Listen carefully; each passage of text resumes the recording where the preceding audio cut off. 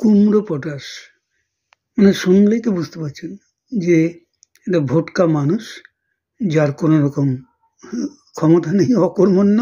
একে আমরা সাধারণত কুমড়ো পটাশ বলি।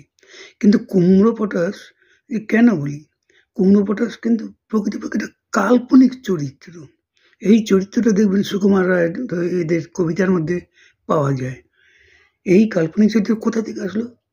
কুমড়ো ভারতবর্ষ, বাংলাদেশ ইত্যাদি দেশ ছাড়া বিশ্বের অধিকাংশ দেশেই এই কুমড়োকে সাধারণত অকেজো বলা হয়। এটাকে গৃহসজ্জায় অর্থাৎ বাড়ির নানা রকম সাজগোজের জন্য এই কুমড়োকে ব্যবহার করে, কেউ খায় না।